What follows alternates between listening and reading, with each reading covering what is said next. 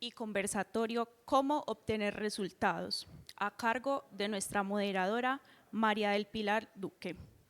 La doctora María del Pilar es gerente del Hospital General de Medellín, Luz Castro de Gutiérrez. Es médica y cirujana de la Universidad CES, especialista en gerencia de IPS y gerencia de mercadeo. Además, se ha desempeñado como directora médica de la clínica CES, subgerente de prestación de servicios de salud del Hospital Mental de Antioquia y asesora en modelos de atención en salud. Bienvenida, doctora. Muchas gracias. ¿Tienes la presentación?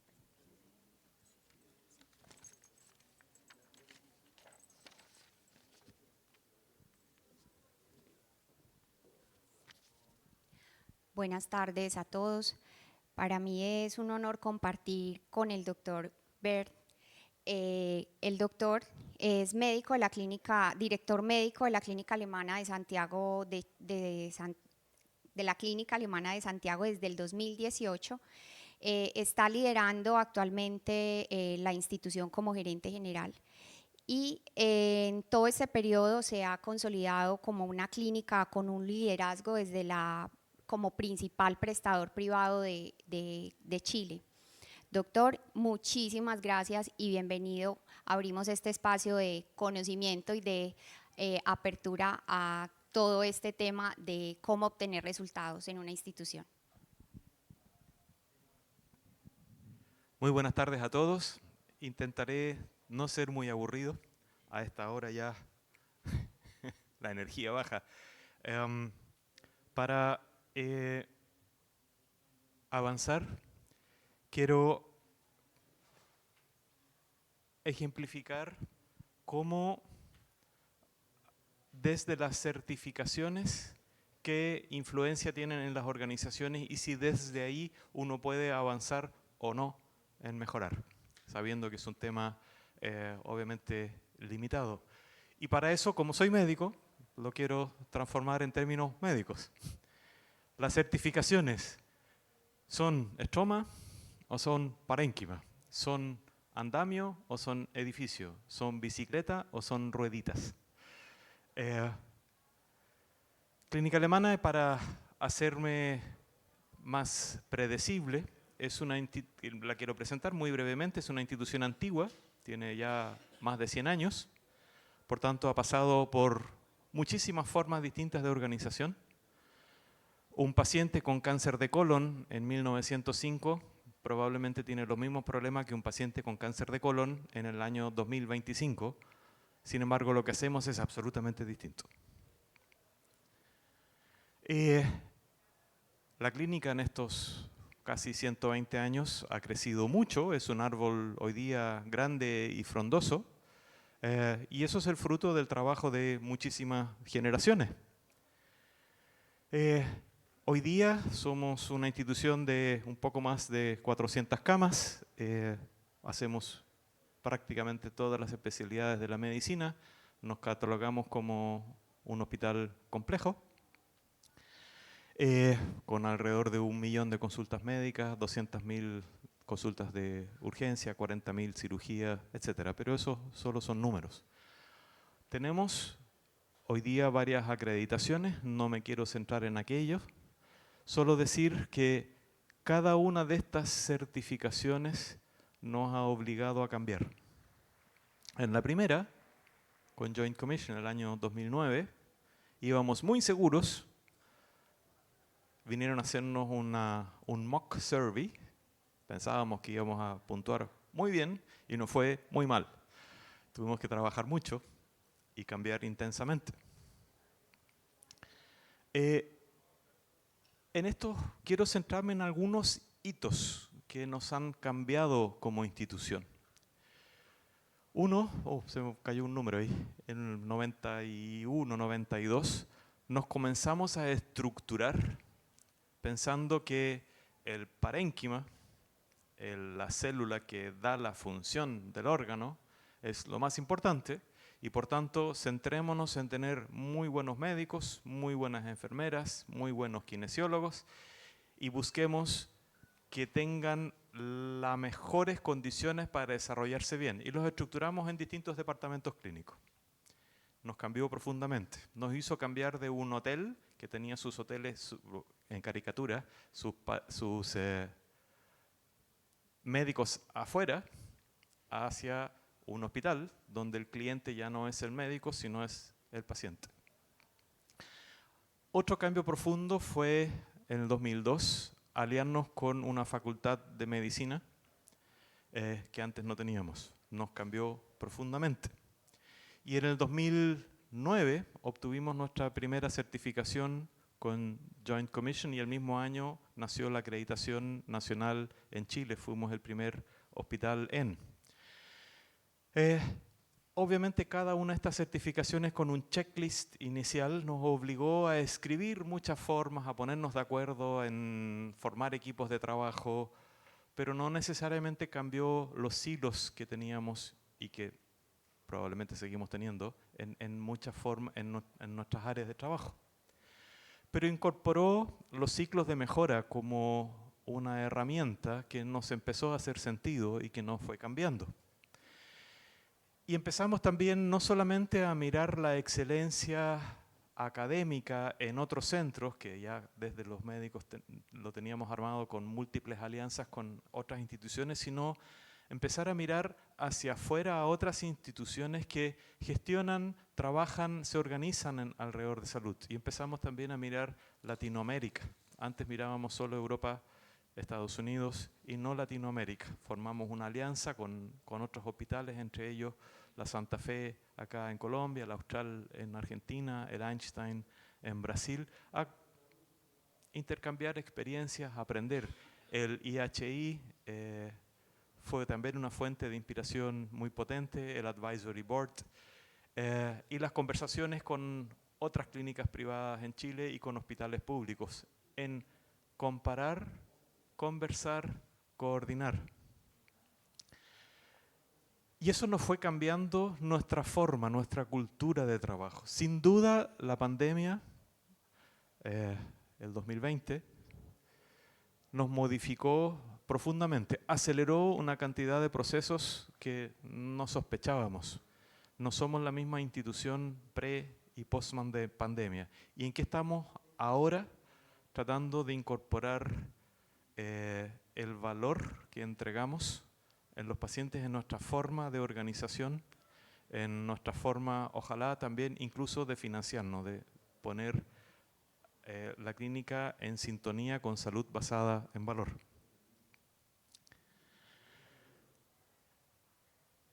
Inicialmente, producto de las certificaciones, empezamos a armar nuestro portafolio de indicadores, como toda institución y que probablemente todos ustedes, y dijimos, pongámoslos más importantes en la web. Los pusimos en la web, fuimos la primera institución en Chile que lo hizo y no pasó nada. No los miró nadie. No lo miraron los pacientes. Quizás sí lo miraron otras instituciones, empezaron a poner indicadores, pero la verdad que a los pacientes no les interesan mucho los indicadores. Lo dan por obvio. El buen resultado. Y el mal resultado, probablemente tampoco miren los malos resultados como para elegir entre instituciones, se sabe. Por tanto, sorpresa, ahí están, son públicos, nos interesan a nosotros, lo pueden buscar en la web si quieren, pero a los pacientes no les importan mucho.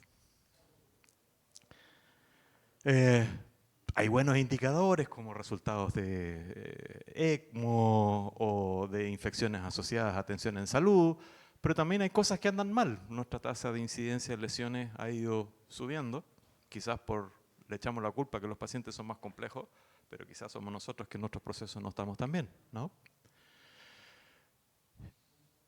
Teníamos las clásicas encuestas de satisfacción, en que siempre en Chile calificamos del 1 al 7, estaban todos en 6, 8, y nadie las miraba. Y no gestionábamos alrededor de eso. Hasta que empezamos a medir el Net Promoter Score el 2019. Esta es la evolución en el tiempo. Y lo que aprendimos de esto, que el Net Promoter Score es un termómetro. Cuando baja, algo pasa. Y aprendimos a buscar qué pasa detrás de esto y el Net Promoter Score lo llevamos a cada uno de los departamentos, a cada una de las unidades y podemos llevarla incluso hasta cada turno de trabajo. y ponemos esa información a disposición de cada uno de los equipos de trabajo, las causas de caídas pueden ser múltiples. Pero desde que lo pusimos a disposición de los colaboradores empezó a mejorar el NPS. Porque es un termómetro, no dice qué pasa, pero dice pasa algo. Y sirve muchísimo. Vivimos en una época de aceleración de los cambios enorme. Esto llega solo hasta el computador personal, no aparece internet, no aparecen los medios, no aparece la inteligencia artificial, no aparece el machine learning. La velocidad de cambios es más alta que nunca en nuestra historia como humanidad y cada uno de estos cambios abre posibilidades, aumenta las capacidades de acción, solo que nuestra biología no va con esa velocidad. Nuestra biología nos determina con cuántas personas somos capaces de relacionarnos. Nombro a esta ley de Dunbar, que es estudiado en todas las organizaciones humanas en el mundo.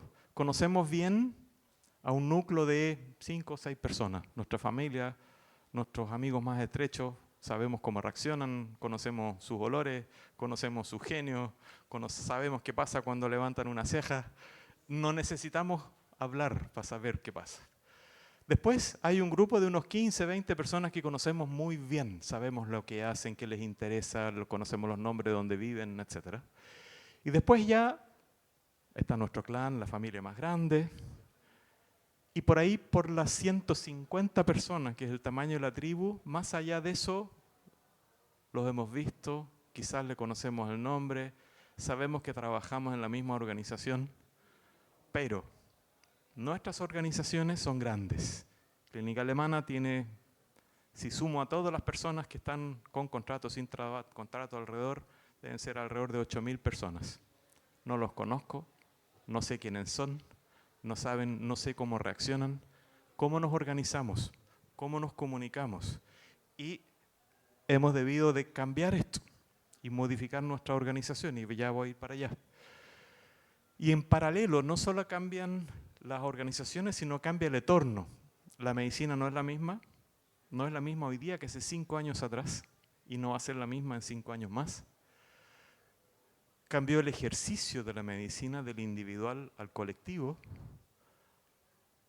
Cambió la sociedad, cambiaron los valores de la sociedad.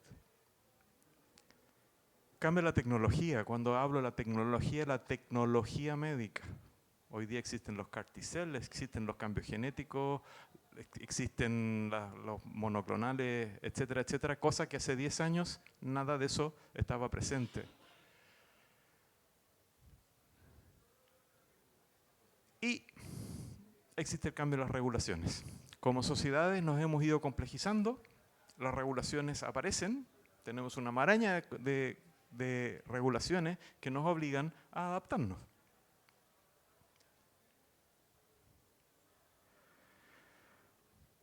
Cuando yo hago lo que siempre he hecho y sé hacerlo bien, estoy en mi zona de confort.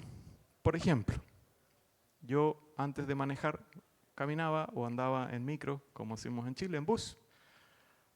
Cuando me senté por primera vez en el carro, mi papá me enseñó zona de disconfort, zona de aprendizaje. Cada vez que aprendemos algo nuevo no nos sentimos bien. Y eso no les pasa solo a las personas, también le pasa a las instituciones. Las instituciones tienen sus zonas de confort. Cuando aparece una regulación nueva y ahora cómo lo hacemos y cómo nos organizamos, o cuando aparece una nueva organización interna o una nueva tecnología o un cambio de valor societario, ¿cómo lo hacemos? Esa zona de aprendizaje, una vez que nos sentimos cómodos, pasa a ser nuestra zona de confort. Y nuestra zona de confort es mucho más grande que antes. Pero si me estreso mucho, paso a otra zona, que es la zona de pánico. Si a mí me hubiesen puesto a andar en el carro inmediatamente en una autopista de alta velocidad, habría colapsado. En esa zona de pánico, las personas tendemos a reaccionar desde lo más biológico, que es fight, los pacientes, los familiares, cuando están estresados, ¿cómo reaccionan? Con enojo, algunos de ellos. Se enojan con nosotros, nos agreden muchas veces, pero porque están en pánico. O con freeze.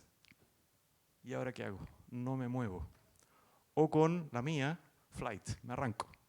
Yo salgo corriendo y a los 100 metros plano, después pienso, podría hacer esto. Y vuelvo. Estas reacciones tan biológicas, ¿cómo las controlamos? Trayéndolo a la corteza prefrontal. Y eso como organización significa, sentémonos, pensemos, ¿qué podemos hacer? ¿Cómo nos organizamos? ¿Cómo lo conversamos? Y salen alternativas. Para aquello es fundamental en cualquier grupo de trabajo, y los grupos de trabajo biológicamente, recuerden, si se conocen bien van a ser pequeños, es sentarse, armar confianza, porque sobre esa confianza se pueden tener las conversaciones difíciles, los conflictos.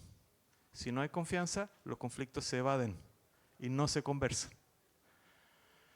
Y con esos conflictos, de las diferencias nacen los acuerdos. Por ejemplo, ¿a qué hora empezamos la reunión? ¿Qué es lo que es ser puntual en Colombia? ¿O en Chile? ¿O en Suiza? Puede no ser lo mismo. Pongámonos de acuerdo. Porque con esos acuerdos aparece la responsabilidad. Yo me puedo quejar de una persona, pero una vez que tengo un acuerdo, ya no es, tengo derecho a hacer un reclamo, no una queja sobre su puntualidad. Es que siempre llega tarde. Yo le puedo decir, nos pusimos de acuerdo, era más o menos 15 minutos y usted llegó media hora después. Y de ahí empieza otra conversación y podemos tener otro acuerdo.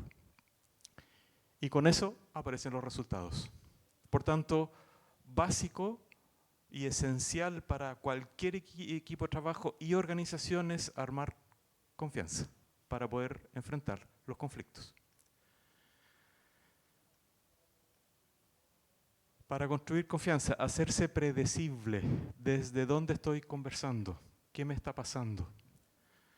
Mostrarse vulnerable. Los líderes no las saben todas. A veces lo estamos pasando mal. A veces no estamos en condiciones de hoy día no me pidan una decisión. Me arranqué. Denme un tiempo. Mañana les contesto. Honestidad. Cumplir los acuerdos.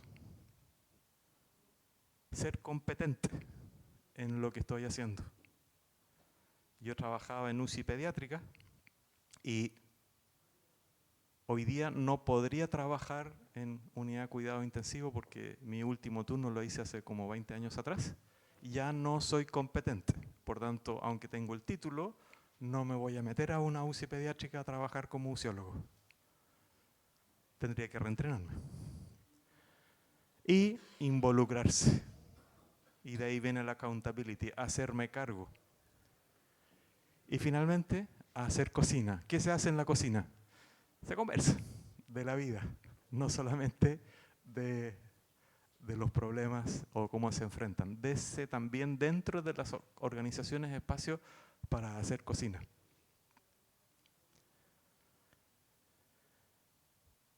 Como organización antigua, nos ha caracterizado ser una organización bien jerárquica. La jerarquía fue la manera en que los humanos nos organizamos en la revolución industrial para tener procesos productivos. Y fue súper eficiente. Gran parte de los avances de la humanidad tienen que ver con la jerarquía. Sin embargo, hoy día, en un mundo mucho más complejo, desapareció o se pegó. ¿Lo podrá avanzar de allá?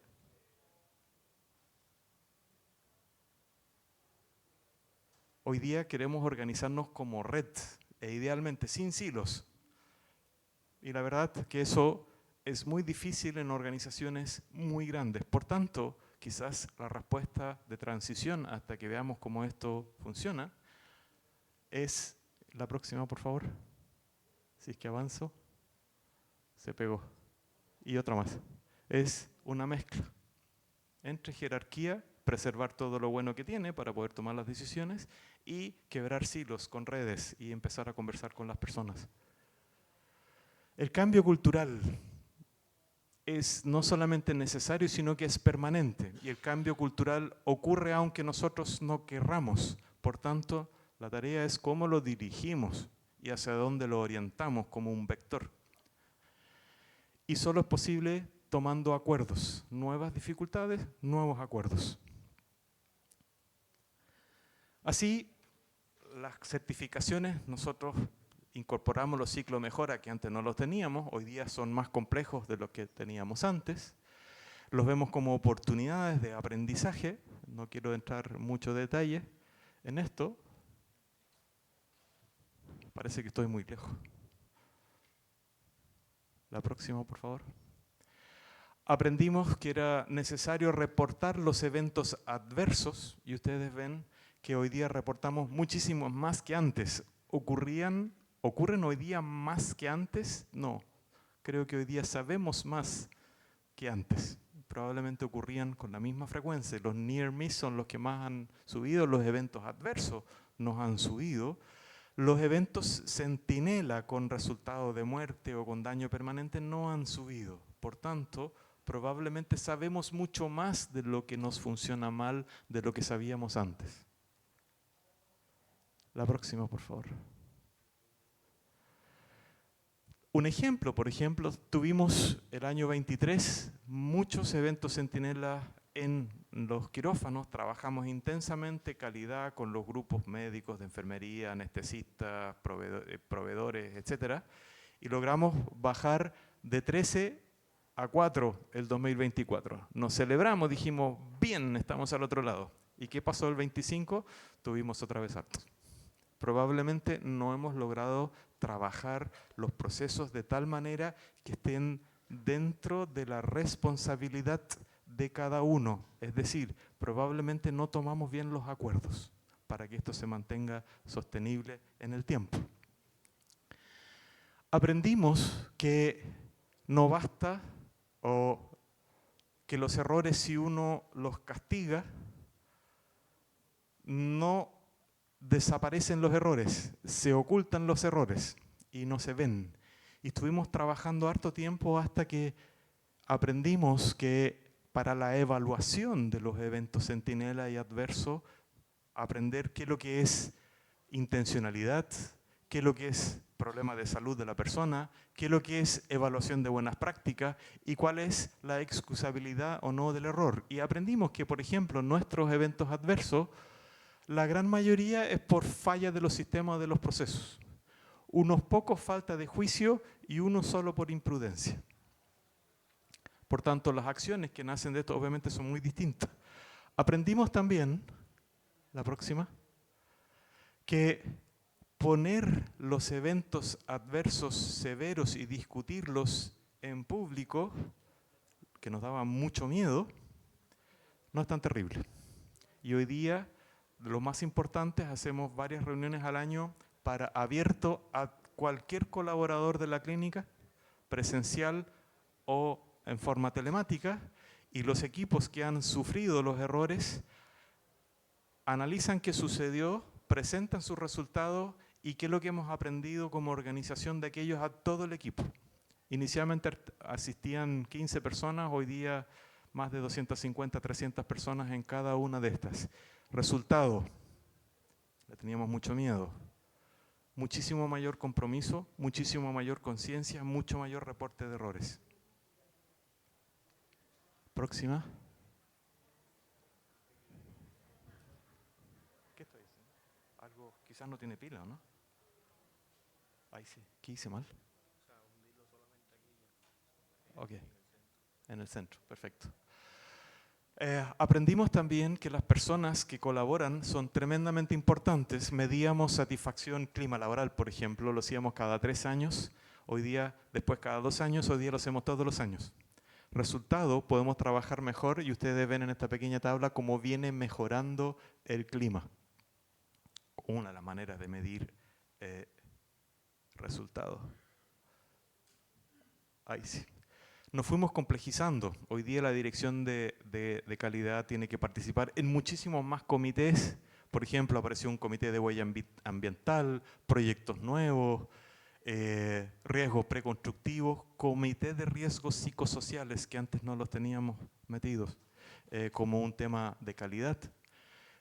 Hoy día hacemos un levantamiento del mapa de riesgos de la institución que incluye lo que hemos aprendido desde los eventos Centinelas como parte del mapa de riesgos de la dirección que llevamos al board, no solamente los riesgos financieros o de fraudes, etcétera, sino los riesgos de salud como parte del mapa de riesgo.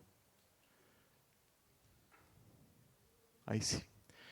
Nos entusiasmamos con las vías clínicas, empezamos a trabajar. La verdad que no pasó mucho. Probablemente no fuimos capaces de poner el valor que resultaba como parte de los acuerdos con los grupos clínicos. No nos fue muy bien con las vías clínicas. Algo hago mal. Lo modificamos, creamos una unidad de excelencia y eficiencia y empezó a funcionar mucho mejor, probablemente porque le pusimos mucho más énfasis en el valor efectivo. Y este año creamos, como evolución de esto, una unidad de salud basada en valor como parte de la estrategia de la clínica. Las certificaciones propiamente tales las fuimos ampliando de las generales, por ejemplo esta de accidente cerebrovascular. Solo quiero mostrar que hacer una certificación implica, detrás de eso hay, pongámonos de acuerdo cómo lo vamos a hacer. Y eso mejora los resultados. No sé si es la certificación, es el pongámonos de acuerdo cómo lo vamos a hacer. Y esto lo puedo saltar, solo si que post es mejor que pre, teniendo la certificación general previa. Ahí sí. Esto lo voy a saltar. Ahí sí. Nos dimos cuenta que en pandemia que nuestras instalaciones no eran suficientes. Y decimos, yo como médico director decía, construyamos más camas, necesito crecer las UCI, tengamos más consultas médicas, ampliemos la urgencia. Y no estaban ni los tiempos, ni el dinero, ni la factibilidad, ni nada de eso. Entonces dijimos, bueno, usemos mejor las instalaciones, ambulatoricemos. Y quimioterapia, ahí está del 2020 hasta hoy día, partimos como en el 45, hoy día más del 90% de las quimioterapias se hacen en forma ambulatoria. Para los pacientes, mucha mayor satisfacción. Para los equipos clínicos, menos dedicación nocturna a esto. Para la institución, liberar camas para poder hospitalizar a otros pacientes. Imagínense el evita de esto. En cirugía, lo mismo. Partimos con menos de 40% de las cirugías como cirugía mayor ambulatoria. Hoy día queremos llegar al 60%. Este año estamos arañándolo. Otra vez, liberación de camas. Y mejor satisfacción y muy buenos resultados. No pasa. La próxima, por favor. Usted me las pasa. La próxima, por favor. La tasa de reintervenciones es bajísima y la satisfacción, la próxima, es muy alta. Se configuró un poco. Estamos casi en el 90%. Mayor que de la cirugía hospitalizada. Próxima. Aprendimos también que no solamente debemos preocuparnos del resultado de cada paciente, sino de como clínica en general, de muchos otros aspectos. Y empezamos a hacer un reporte de sostenibilidad. Ya vamos en la 10ª versión, cada vez es más gordo. Solo quiero mostrar esto que en sostenibilidad, para que una institución tenga licencia social para existir como una institución privada, necesita mirar qué pasa en muchos aspectos. Próxima. Así aprendimos a medir cuánta agua estamos usando. La próxima. Cuánta energía estamos usando. Modificamos nuestros jardines. Hay alguna de las sedes que tienen jardines, eliminamos el césped y pusimos Chile semidesértico. Pusimos plantas que son bellas pero usan menos agua. Próxima. ¿Esto cómo ha sido posible? planificando con visión de futuro.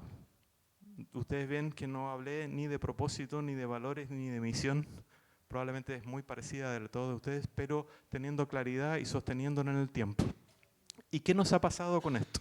Y aquí me quiero detener un poco.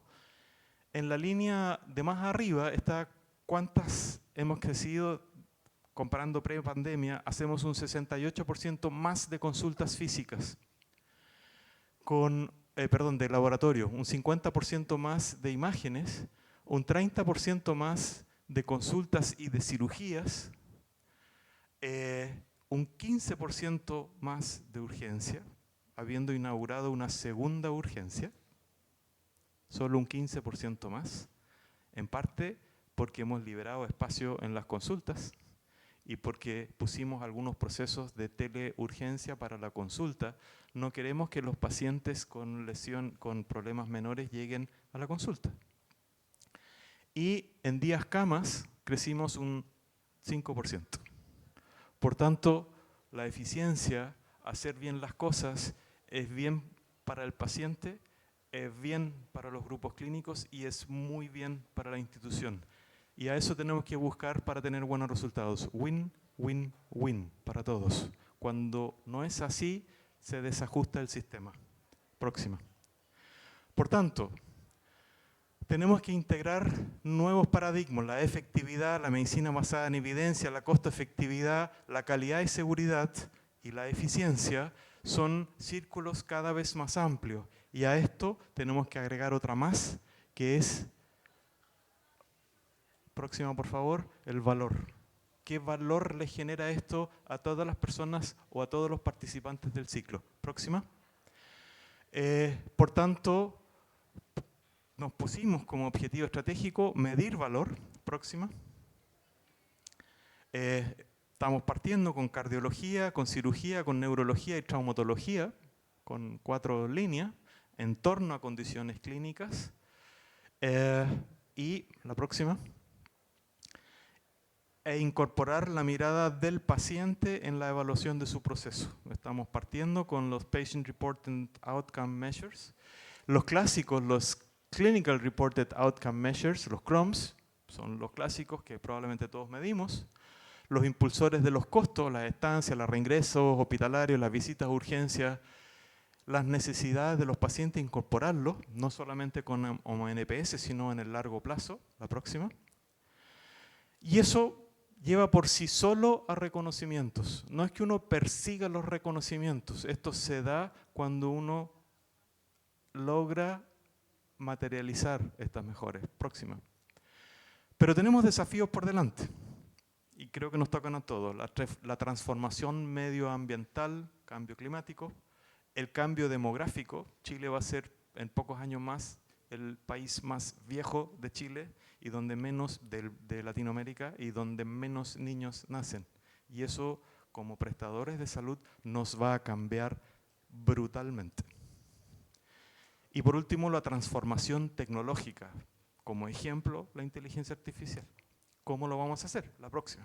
Entonces, en nuestra planificación, desde el año pasado, dijimos, a ver, que cada unidad, cada departamento, cada gerencia, se imagine dónde está hoy día y dónde le gustaría estar en 10 años y más allá. Abrir el sueño. Y desde ahí comenzar a planificar, bueno, qué cosas vamos a hacer este año y el siguiente, etc. Y esto es un proceso participativo donde desde los departamentos, desde las unidades clínicas y desde las gerencias nacen propuestas. Los lineamientos los damos como institución y se producen conversaciones que nos hacen entender como líderes mucho mejor qué está sucediendo y a los clínicos también mucho mejor entender desde dónde estamos intentando darle direccionamiento y sostenibilidad a la institución. Por tanto, en nuestro proceso de planificación pusimos para avanzar con esta línea 3 focos. Pusimos el foco de la eficiencia, que al finalmente le da la sostenibilidad también financiera a una institución. Un foco nuevo de salud basada en valor, mejor salud y mejor experiencia y mejores resultados. Y un tercer foco, cómo innovamos y transformamos para construir el futuro dado la velocidad de cambios que está teniendo todo, no solo salud, sino los entornos. Por tanto, ahora justo, próxima semana, vamos a partir con una semana de la innovación en Clínica Alemana, donde pusimos primero talleres de capacitación muy variados. Por ejemplo, esto es muy chileno, más data, menos guata. Agilidad, comunicación efectiva, resiliencia, bienestar para líderes, innovación en educación, gestión del cambio, comunicar para decidir. Sorpresa, abrimos esto y en una semana estaban agotados los cupos. 500 colaboradores se inscribieron, por tanto hay un interés enorme de trabajar en esto. Y eso nos hace abrir los ojos y a ver, aquí hay oportunidades de colaborar. Próxima. Pedimos que, si es que hay proyectos de investigación locales, que los muestren en los pósters. ¿Qué está haciendo? Miremoslo. Y por último, y esto va a terminar con 2 grandes talleres para que en conjunto como institución innovemos en dos temas para este año. Salud mental en adolescencia, ¿cómo nos hacemos cargo? Y 2, envejecimiento saludable, ¿cómo como institución nos hacemos cargo de esto? Próximo. Por tanto, ¿las certificaciones impactan? Próxima.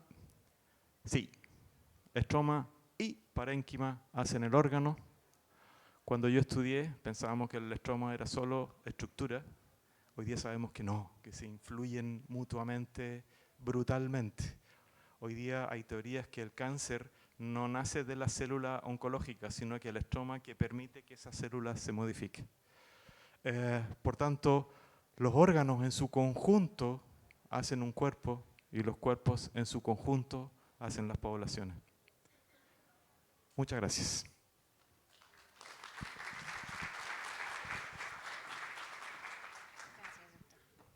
Muchas gracias, doctor.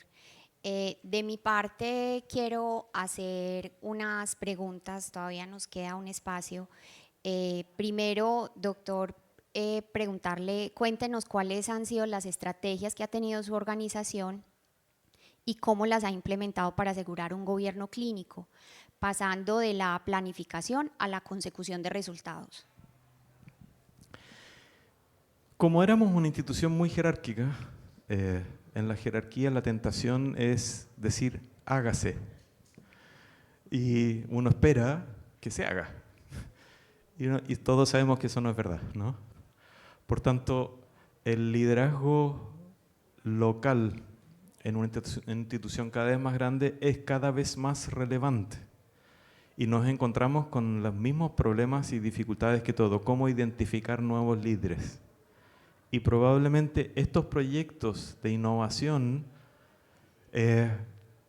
si me preguntan a mí, no me interesa tanto la innovación que salga, sino el aprendizaje que como institución vamos a tener de este proceso de innovación y transformación y los liderazgos que empecemos a ver en cada uno de esos proyectos. De ahí van a salir los liderazgos clínicos. También hemos aprendido que hablar de liderazgo clínico y de liderazgo administrativo es una falacia, es una manera como nosotros nos organizamos.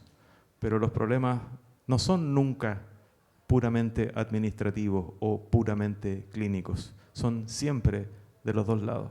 Y hemos aprendido a trabajar.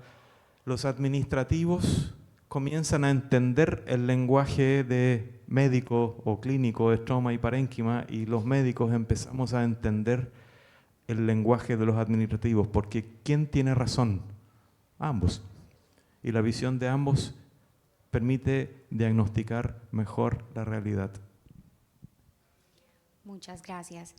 Una segunda pregunta, ¿cómo perdura la cultura organizacional en ese proceso de transición de las zonas de las que usted nos hablábamos, pasar de una zona de disconfort, de una zona de confort a una zona de disconfort y a esa zona de pánico que creo que muchas instituciones están actualmente en ese momento? Y la zona de disconfort o de pánico en cada una de las personas es distinta. hay personas que tienen una zona de disconfort pequeña y una zona de pánico grande. La única manera de saber es preguntarle a esa persona cómo está.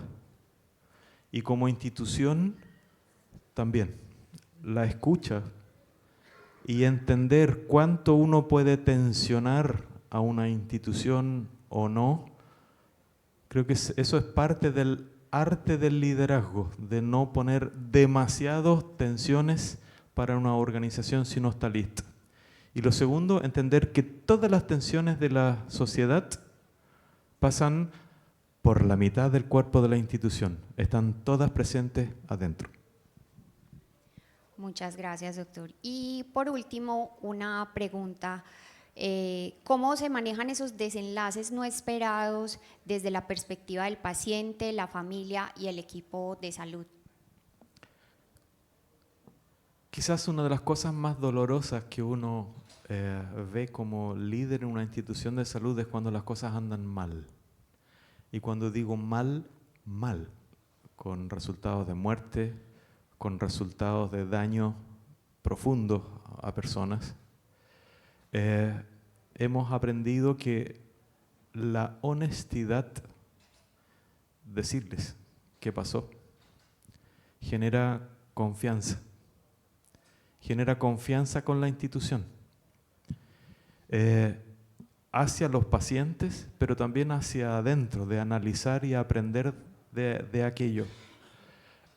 Y eso es parte de la cuenta corriente que uno acumula como institución, de manera de cuando nos sucedan de nuevo cosas que ojalá no sucedieran nunca, pero sabemos en salud que suceden, nos genera el espacio para que no se derrumbe completamente la reputación. La honestidad sobre todo. Muchísimas gracias, doctor, por compartir todo el conocimiento y la experiencia en su organización. Muchísimas gracias.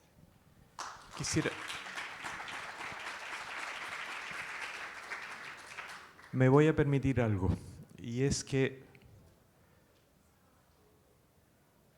creo que todas las organizaciones, grandes, pequeñas, nuevas, antiguas, pasamos por los mismos dilemas. Y que ninguno de nosotros es suficientemente experto. Y que ninguno de nosotros es suficientemente, entre comillas, bueno. Por tanto, aprender de la experiencia del otro solo nos puede traer más posibilidades. Y por último, el medir, el tener los datos, el mirar los procesos es lo que permite finalmente el cambio. Hay un dicho que dice, dime cómo me medirás y te diré quién soy. Muchas gracias, doctor.